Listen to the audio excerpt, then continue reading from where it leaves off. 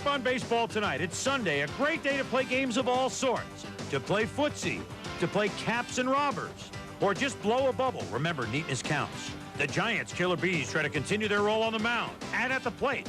We'll analyze Barry's sweet swing. Speaking of sweet swings, Frank Thomas plays long ball. The Phillies have a whole afternoon of sweet swings. It was an afternoon of sweet catches, sweet nothing, sweet words. Pay attention to the signals. Baseball Tonight is good.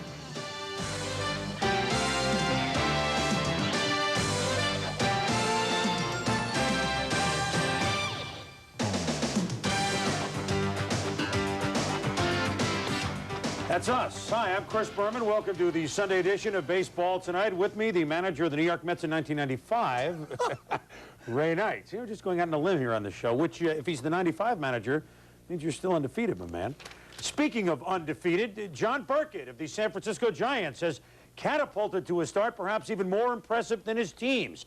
Berkey 7-0, and with a few more wins before his first loss, his start could be akin to the start that Roger Clemens had in '86, Fernando had in '81, or maybe Vida Blue had in '71. Now, Berkey looked for number 8 in the cozy confines of the stick today against the Cincinnati Reds. Giants are red-hot ball club, and there's the form of John Burkett. Pitching to former Giant Kevin Mitchell. And look at Will Clark. Run it down in right field. Beautiful play. Reds don't play in some D. Juan, play it again. Samuel with a nice play at second base. Robbie Thompson. Reds lead 1-0 in the fourth inning. Barry Bonds is up. Guess what? He just turns on this John Smiley offering. Gone. Homer number 11 tied at 1. Same score in the 7th. Pat Williams. Bang! There it goes to left. It is gone. Homer number 14, RBI number 40, 2-1 Giants. Now 2-2, bottom of the 9th, bases loaded. And for Greg, life was not the cabaret. He walked Todd Mercedes-Benziger. The winning run, the person of Robbie Thompson, trots home. The Giants take 3 of 4 from the Reds. It wasn't Burkett that got the win. It was Michael Jackson, one of the most valuable Giants thus far this year, gets the win out of Penned up his mark 3-1. The Reds have lost 6 of their last 7. More on that in a moment. The Giants have won 11 of their last 13. The Giants are the best guns in the West. In the East, it's the Phillies. And former Giant Gil Heredia pitching for Montreal. And Lenny Dykstra nails his first pitch off the wall for a double. Next man up for the Phillies in the first, Mickey Morandini looks to sacrifice. Tim Spare could have spared the look to third because Morandini saved. 2 batters later, bases loaded. Dave Holland's up. Rips a shot to right. Dykstra scores. We're tied at 1. Next man up, the dangerous catcher, Darren Dalton. Watch him turn on this thing. Rip to right field. Larry Walker. Oops, hits through the legs. Oh, 3-run score. Gil Heredia, no innings pitched, 5 earned runs. He's gone. Dalton sit down on the job. He drove in 4 runs, 2 for 3. Expos get in it, trailing 5-1 at the top of the 5th. Pinch hitter Sean Berry delivers against Terry Mulholland. It's a 3-run shot that cuts the game to 5-4 Phillies. Sergio Exxon Valdez. It's an oil spill. Inky with a 2-run shot. His 6th of the year. Phil's lead at 7-4, and they go on to win it by a football score. The Eagles over the Alouettes, 14-7. Kruk is red hot. Hollins. The bad news, though, Mulholland gets the win. He got hit, though, with a line drive off his foot in the 5th inning. Just went 5, even though he did get the win. The Phillies. Now, they've played the teams in the West. You just finished their series with Montreal, splitting a 4-game set. They have 35 games left. They've hardly played the Mets, Marlins, or Rockies at all. So almost 30% of their remaining schedule are the 2 expansion teams and a team playing like an expansion team, the New York Mets. Basically, what we're saying is they've played the heavy metal of the league already, and they may, Ray, be in a real good position. Yeah, they're going to go through some cold streaks, but they've built up a good cushion, and that win today split that series. Look at their schedule left. You like where they're sitting, don't you? I really do. I like their pitching, I like their offense, and I love their attitude. And you mentioned they played the NL West, the tough teams there, and certainly Montreal. They played them in the Cardinals. I like Montreal and the Cardinals, good solid ball clubs, but I definitely believe the Phillies are going to add a big cushion now they're in the soft part of their schedule. All right, so the Phillies in very, very good shape. Let's go over to another team that usually is in good shape, but not so far this year, the Oakland A's. You got to hand it to them, though. I mean, they're on the ropes. Everybody's hurt. Going into Chicago in last place. Basically, what the A's were looking at was a potential disaster. But somehow, some way, the A's will not take a knockout punch, certainly not in May. If they could sweep the first-place White Sox, they'd still be 4 below 500, but they'd be almost as close in the games behind department. Could the scrappy A's win another one at the new Comiskey? Bo Jackson didn't play, but star quality for sure. Top of the second, scoreless game, Kevin Seitzer, the double play ground ball. Ozzie, but Cora is not on the bag, and then he throws it away. Steinbach comes home, he's awarded it. Sox play the game under protest, but it's 1-0 A's. Same score, and Bo says someone's going deep. Yeah, someone, his college teammate, Frank Thomas. I mean, it didn't look like he got all of it, right? He deposits Bob Ebony Eye Welch's pitch over the center field fence. His 8th home run, we're tied at 1. Some defense at third by Robin Ventura. Look at him, barehanded, and make the play in time. Still tied at 1. Wilson Alvarez, yeah, he's had a no-hitter. He's thrown a no-hitter in the 6th inning until Hendu can do his 3rd home run in 3 days. Dave Henderson, and the A's lead it 2-1. 2 rain delays. The grounds crew was busy. Steinbach at a 2-run homer, Bell at a 2-run homer. And here's Bell's 2-run homer right here, which makes it a 4-3 game. The White Sox then tie it, and then it'd be 10th inning off Goose Gossage. Taco goes down the right field line. Joey Albacore around third. They won't have time to make a play. So the A's this time, after being scrappy through the series, blew the 4-1 lead, couple of rain delays, and Chicago wins it in 10. By the count of 5-4, Roberto Hernandez gets the win, and the Goose gets the first loss of the year for him. The Angels and the Rangers, Luis Polonia, drag one against Todd Burns. Look at Dean Pump. Dean, forget it. That starts a 2-out rally. Charles Theodore Davis, you know him as Chili, singles to left, 1-0 Angels. Next, Tim Sockeye Salmon. Dean, that was a tough play. Couldn't get it though. Angels up 3-0. Torey Rapolo hits one to the right field corner. Salmon scores. 4-0 Angels, all with 2 out. Then Sockeye lives up to his name. His 7th home run of the year. And the Angels lead it 5-1. The trouble they had was with the weird bouncing balls. Look at the squibber by David Holtz that gets past Polonia.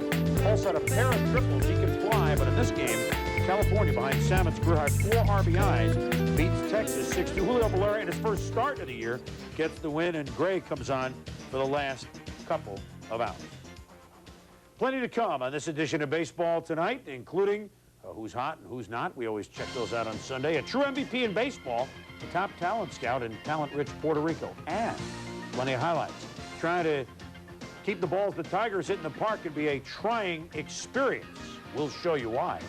And meet the Mets, meet the Mets. Step right up and greet the Mets. Just in San Diego, Craig Matinee at the Biggio had a pair of home runs today for the Astros. The Stros lead at 9-3 at this point. Greg Swindell was bombed today. Phil, the final Plantier, hit a home run. It's 9-6. Still in the 6th inning, Tony Gwynn with a double to left center. Craig Brewer and Shipley scores, and San Diego is cut it to 9-7. But in a wild game at the Murph, Art Howe and the Stros prevail as along came Doug Jones to Kay Velasquez to end the game. And Houston was almost 0 for San. 0 for San Francisco, and they were 0-2 at San Diego. They finally break through on the West, winning 9-7. Swindell gets the win, even though he was rocked pretty good. Speaking of rock, the Rockies and the Dodgers. And it was a rock and roll high school for Ramon Martinez. Look at the Ramones. Had 8 Ks today, went the route with a 3-hitter. Willie Blair pretty well. That's Martinez through 6. Scoreless game at the bottom of the 7th. He's been slumping, but not today. Eric Charismatic singles home Mike Piazza. Still in the 7th, Jody Reed. Nice bit of hitting there. Singles home Corey Snyder, 2-0 Dodgers. And then he hit a slam on Tuesday. Reggie Smith's been working with him during batting practice, and Eric Davis hit his 2nd homer this week. The Dodgers began this homestand 8 under 500, But they sweep the Reds, they sweep the Rockies for 6 straight wins. They win today. Martinez was brilliant, and they win it by the count of 4-0. Now, this homestand began, Ray, on Monday night. The Reds came out having won 7 in a row, and Rio and company built a 4-1 lead. Dodgers get 3 in the 9th off Reardon to tie it, 1 in the 10th to win it. Then they've catapulted on, to which they haven't lost a game since then. I mean, I know it's only 1 game in 162, that Monday night game, but L.A. used it as a jumping point. Is this unusual? No, it's not unusual. What happens anytime you win a game in extra innings is a big boost, especially against a club that had won 7 games like the Reds and expects to be in the pennant race. The Dodgers are a much improved ball club, Chris, but there's too many teams in that division that are stronger. I don't think they have any chance to win it. Yeah, that division is improved, but the Dodgers at least feel a little bit better about themselves. They can be above 500 by the end of this homestand. San Diego comes in next. Well, Dallas is the reigning Super Bowl champion. Dallas will also be the champion of the Big Apple if he can right the New York Mets ship, which is so far this season looks like the wreck of the Edmund Fitzgerald. Game 3 of the Dallas Green era at home today against the Atlanta Braves. And here we go. Otis Nixon back in the lineup. Yesterday, Dion played. Top of the first inning with Blauser on first. David Justice takes Brett Saberhagen deep to center field. And Gallagher, a long run, won't get it. It's off the wall. 1-0 Braves. Pair out ribbies for Justice. 2-0 Braves, top of the 7th. Now watch this play. A comebacker to Saberhagen. Throws to Tony Fernandez, who throws to Hojo. They've got Lemke in a pickle. They get him. Now they try and get Nixon between first and second. Hojo, whoop, the bounce pass to Kent. What? Can he get? No, and Nixon is safe. What happened here, Ray? Well, Saberhagen to Fernandez to Hojo is right baseball, and Hojo running Nixon back is right. But what happens here, if you watch Fernandez, he gets involved in this play and shouldn't be. He gets between Kent running the runner back as Hojo there fumbles the ball. But watch Fernandez here. If he's not in this play, Murray catches the throw, and the play is over with. Well, but the Mets have seen that, haven't they? More Met madness. Blauser is going to beat the throw. Murray tries to get in. They just can't get Otis Nixon, can they? Then Hojo argues. Shades of David Cohn a couple of years ago in Atlanta against the Braves. And the runner goes to second base as they don't call time. Steve Avery was masterful and gets good D. Jeff see-through Blauser having a big season at the bat and in the field there. Then Vince Coleman's drive is snared by the equally mercurial Otis Nixon. So that's 3 times fast. Atlanta behind Steve Avery. Beat the Mets 2-1. Dallas Green, interesting move, hit Charlie O'Brien, a lifetime 205 hitter second. They said he was nuts. O'Brien 2 for 4 and drove in the only run of the game for the Mets. Cubs at the Marlins. Dan Marino. He can throw it. Who could throw it today for the Marlins? Well, Jack Armstrong, he switches his arm. Larry Vanover calls a balk. Armstrong doesn't get it. Do we, Ray? Well, we get it, but I think it's a real weak call.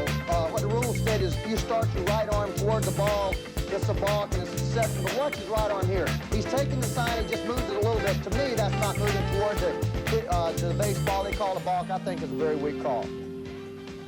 Meanwhile, Armstrong got back at everybody at the plate.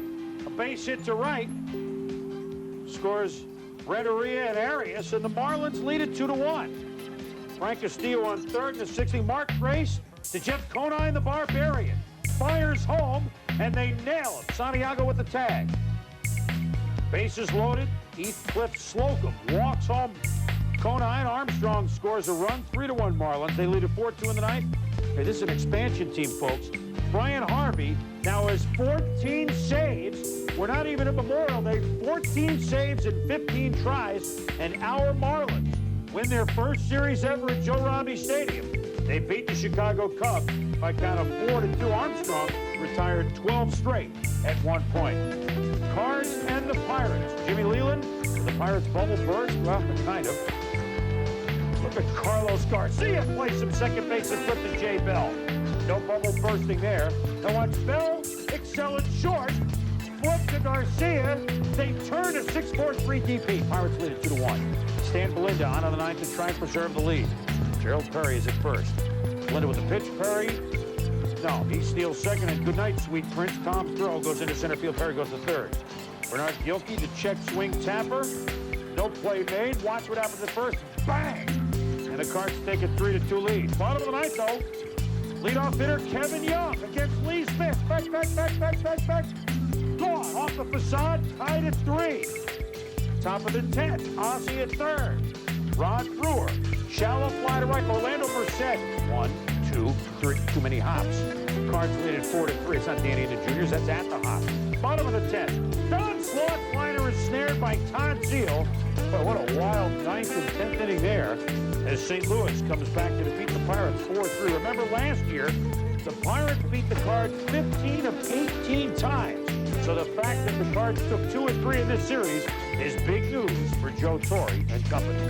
As we go inside the numbers, a winning week for the Dodgers. They're doing the little things. They're playing, well, they're hitting opportunistically, and you see that? There's the biggest reason why the Dodgers are 6-0. One error for the week for those sure-handed LA Dodgers.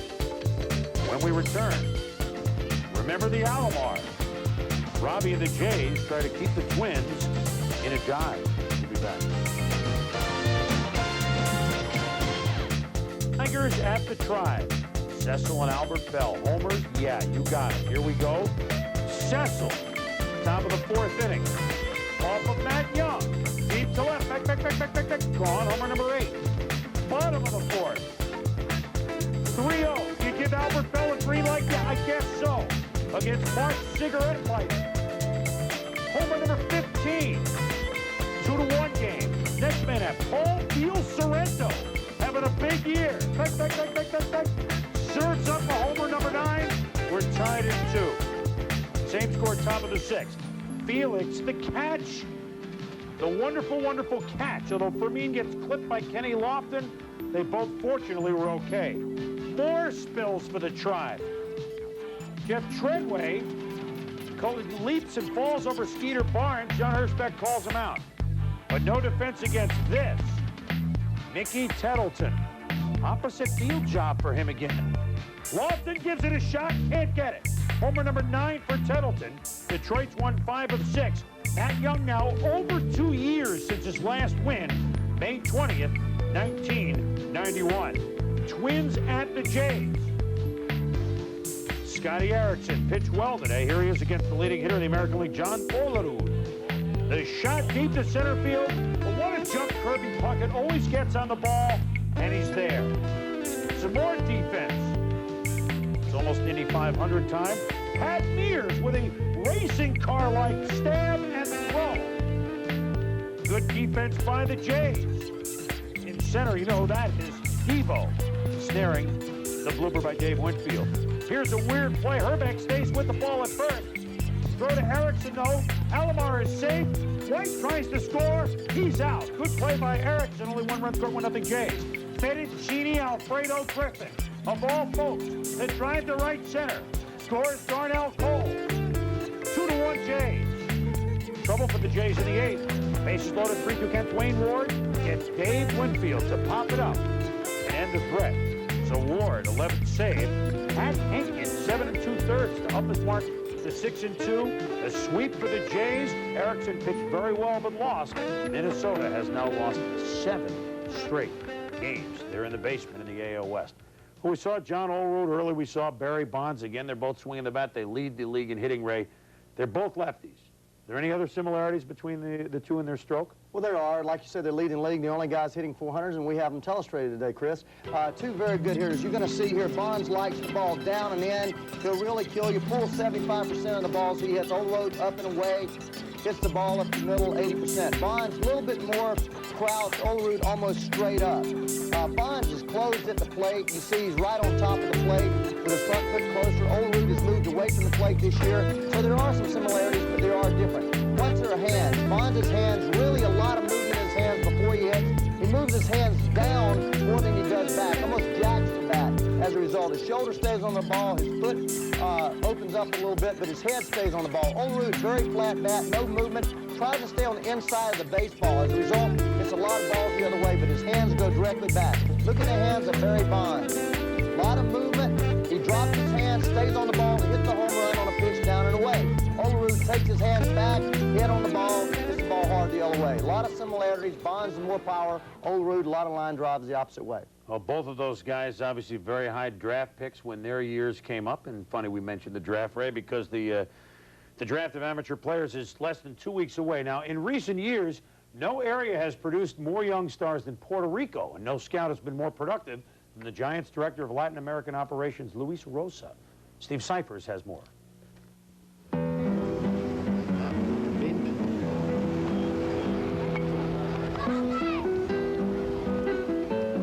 Puerto Rico, home to Carlos Baerga, Juan Gonzalez, Benito Santiago, Ivan Rodriguez, the Alomar brothers, and the list goes on.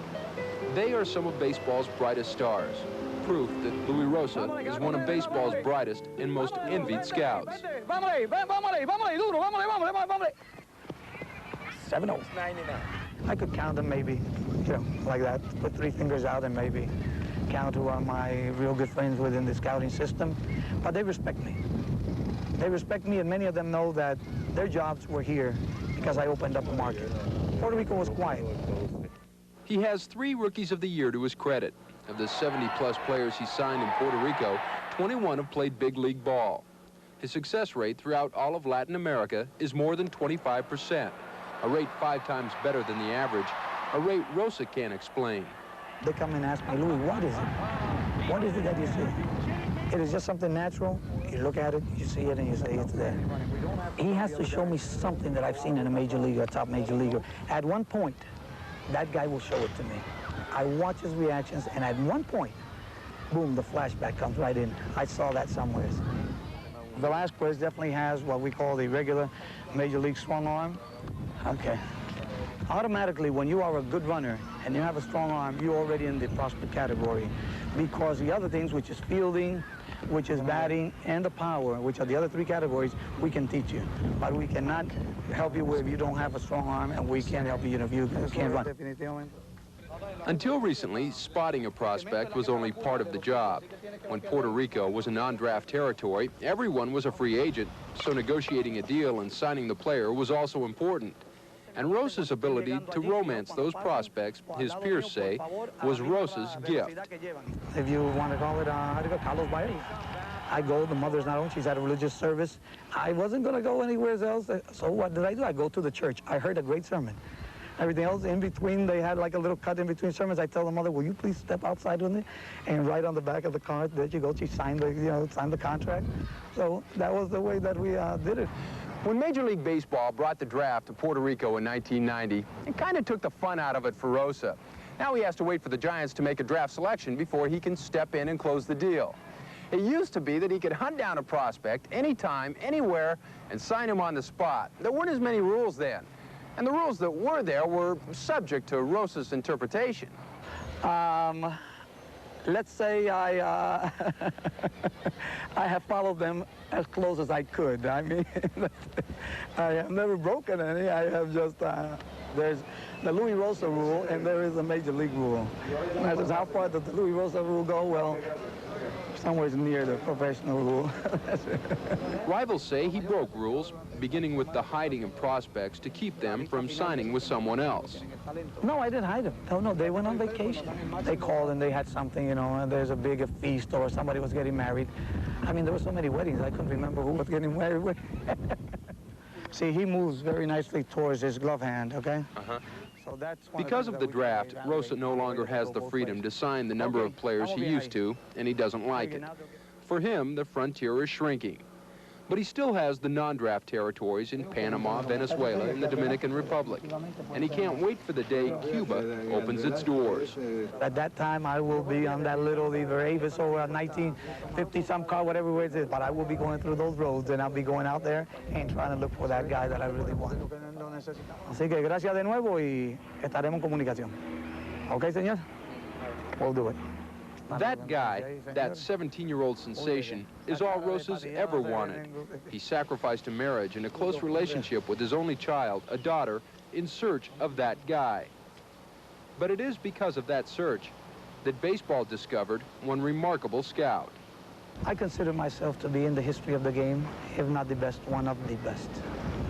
I am not bashful about saying it, I know what it cost me to get to where I am. I know the sacrifices, and when I measure all that, and then look at the talent that's up there, I says I am possibly one of the best, if not the best, that ever scouted here.